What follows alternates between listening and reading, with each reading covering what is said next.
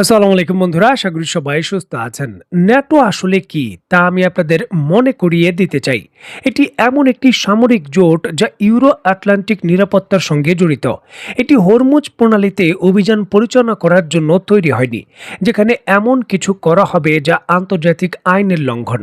বন্ধুরা, অত্যন্ত গুরুত্বপূর্ণ এই স্টেটমেন্টটি আমার নয়। রিসেন্টলি ফ্রান্সের প্রতিরক্ষা মন্ত্রী একটি আন্তর্জাতিক সম্মেলনে ডোনাল্ড ট্রাম্পের হরমুজ প্রণালীতে ইরানের বিরুদ্ধে সহযোগিতার যে আবেদন রয়েছে তা প্রত্যাখ্যান করে এইভাবেই বক্তব্য দেন। ফ্রান্সের প্রতিরক্ষা মন্ত্রী যখন পরিষ্কার করল কোনোভাবে যুক্তরাষ্ট্রকে সহযোগিতা করার জন্য ন্যাটোর কোনো দেশ ইরানের বিরুদ্ধে হরমুজ প্রণালীতে যুদ্ধ করতে বা সহযোগিতা করতে আসবে না, ঠিক এমতো অবস্থায় দ্য টেলিগ্রাফকে দেওয়া সাক্ষাৎকারে ডোনাল্ড ট্রাম্প তার বক্তব্যে বলেন, আমরা ন্যাটো থেকে বের হয়ে যাওয়ার বিষয়টা গুরুত্ব দিয়ে ভাবছি। যেই জোট আমাদের পাশে দাঁড়াবে না, আমাদের সহযোগিতা করবে না, সেই জোটে আমাদের থাকার আর কোনো প্রয়োজনীয়তা নেই। ন্যাটোর সামরিক জোটকে একটি কাগজের বাঘ হিসাবে উল্লেখ করে ডোনাল্ড ট্রাম্প যুক্তরাজ্যের সামরিক বাহিনীর প্রচণ্ড সমালোচনা করেন। তিনি বলেন, যুক্তরাজ্যের সামরিক বাহিনী একটি সেকেলে বাহিনী, তা যে বিমানবাহী রণতরীগুলো রয়েছে এগুলো কোনো কাজের নয়।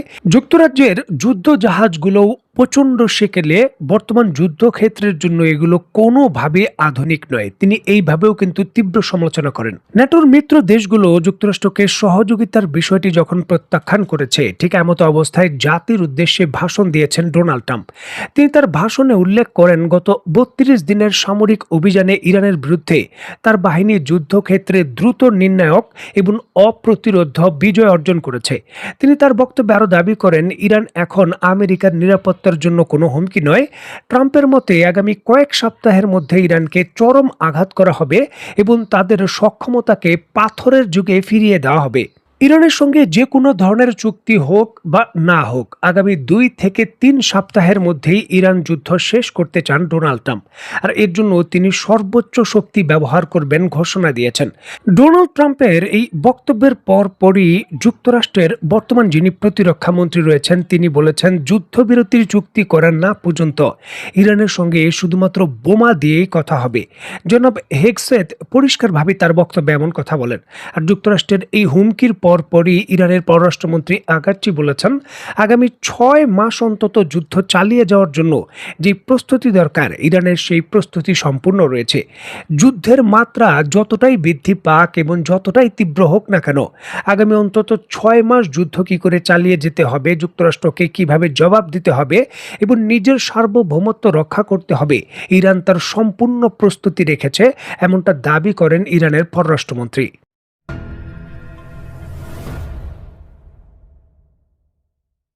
দেখুন, একদিকে ডোনাল্ড ট্রাম্প যখন ঘোষণা দিয়েছেন আগামী 2-3 সপ্তাহের মধ্যেই ইরানের শক্তিশালী হামলা করবেন এবং হামলার পরিধি তিনি বাড়িয়ে দেবেন, ইরানের পক্ষ থেকে পাল্টা জবাব দেওয়া হয়েছে 6 মাস তারা যুদ্ধ করার জন্য প্রস্তুত।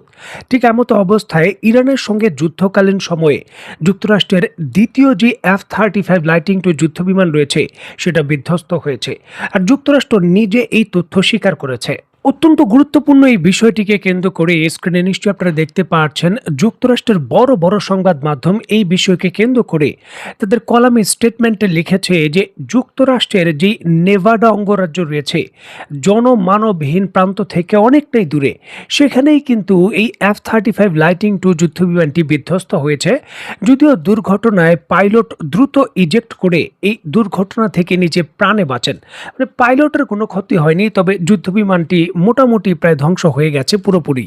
এখন বিষয়টা হলো যে ইরানের যুদ্ধে যখনই ইরান দাবি করে যে কোনো F-35 আক্রান্ত হয়েছে, বা এর পূর্বেও যখন এই রেড সির উপকূলে হুতিরা এমন দাবি করেছিল, বা অন্য ক্ষেত্রেও যখন যুক্তরাষ্ট্রের কোনো যুদ্ধ বিমান ভূপাতিত হওয়ার দাবি করা হয়, এর পরপরই কিন্তু যুক্তরাষ্ট্র সাথে সাথে সেটা অস্বীকার করলেও 2-1 দিন পরই কিন্তু সেই একই ধরনের বিমানের যুক্তরাষ্ট্রে বিধ্বস্তের ঘটনা ঘটে, যার কারণ কারণ বা যার কোনো ভিডিও ফুটেজও কিন্তু পাওয়া যায় না। শুধু যুক্তরাষ্ট্র ঘোষণা দেয় যে এখানে একটি যুদ্ধ বিমান বিধ্বস্ত হয়েছে, ক্ষতিগ্রস্ত হয়েছে। এখানেই কিন্তু প্রশ্ন জাগে যে এই দুর্ঘটনা সেটা কি পূর্বেই ঘটে গেছে, বা যুদ্ধক্ষেত্রে পূর্বে যে যুদ্ধ বিমান ধ্বংস হয়ে গেছে তারই কি কৌশলে ঘোষণা দিয়ে এখানে যে মিনিমাইজ রয়েছে সংখ্যা সেটা যুক্তরাষ্ট্র করলো? এই বিষয়ে কিন্তু নানান ধরনের প্রশ্ন হয়। কারণ F-35 যুদ্ধ বিমান কোনো সাধারণ যুদ্ধ বিমান নয়। এর বিভিন্ন ধরনের মেনটেনেন্স একেবারে হাই লেভেলে থাকে। মানে এর একটি নাট বল্টু বা সাধারণ কোনো খুঁতো সাথে সাথে কিন্তু শনাক্ত করে এর মেনটেনেন্স করা হয়।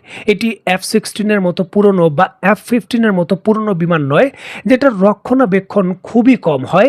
দেখুন, যে কোনো যুদ্ধ বিমানেরই সাধারণ যুদ্ধকালীন পরিস্থিতির পরিবর্তে সাধারণ সময়ে ধ্বংস হয়ে যাওয়া বা ক্রাশ করে যাওয়া নজিরবিহীন একটি ব্যর্থতা হিসাবে বিবেচনা করা হয়। কারণ যুদ্ধকালীন পরিস্থিতিতে মিসাইল থাকে, যে কোনো ধরনের আক্রমণের ঝুঁকি থাকে, আক্রমণ হয়, সেখানে ভূপাতিত হওয়ার সম্ভাবনা বেশি থাকে। তবে সাধারণ ট্রেনিং সময়ের ভেতরে এই ধরনের ঘটনা ঘটা বিমানটির দুর্বলতার বড় ধরনের ইঙ্গিত দেয়।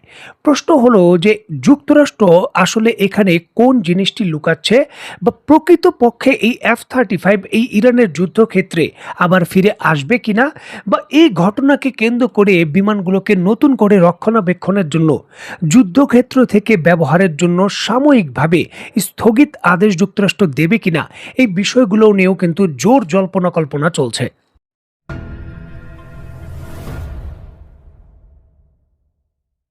দেখুন, একদিকে যুক্তরাষ্ট্র তার সবথেকে শক্তিশালী যুদ্ধ বিমান F-35কে কেন্দ্র করে যখন বড় ঘোষণা দিয়েছে যে এই বিমানটি বিধ্বস্ত হয়েছে, ঠিক এমত অবস্থায় ইরানের পক্ষ থেকে নিশ্চিত করা হয়েছে, তারা দাবি করেছে গত ৩২ দিনের যুদ্ধে মধ্যপ্রাচ্যে অন্তত যুক্তরাষ্ট্রের প্রায় ২০০ জন পাইলটদের থাকার জন্য যে আবাসন ছিল তা গুড়িয়ে দিয়েছে ইরান।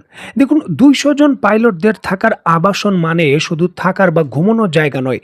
এখানে পাইলটদের লজিস্টিক সাপোর্টকে যোগান দেওয়ার জন্য বিভিন্ন ধরনের ইকুইপমেন্ট, বিভিন্ন ধরনের ট্রেনিং সরঞ্জাম এবং যুদ্ধকালীন প্রস্তুতির জন্য যত ধরনের লজিস্টিক সাপোর্টের সহযোগিতার হাব ছিল, এই ২০০ জন পাইলটের কিন্তু তারা গড়িয়ে দিয়েছেন, যেটা এই মধ্যপ্রাচ্যের সৌদি আরব থেকে শুরু করে একেবারে কুয়েত, কাতার, বাহরাইন পর্যন্ত সকল দেশেই কিন্তু বিস্তৃত।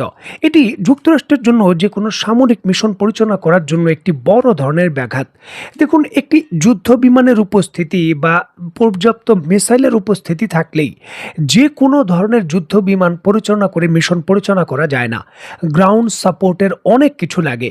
যুদ্ধ বিমানগুলোকে প্রস্তুত করা, যুদ্ধ বিমানের মিশনকে গাইড দেওয়া, পরিকল্পনা করা, নানান ধরনের অনেক কিছুই কিন্তু এখানে যুক্ত।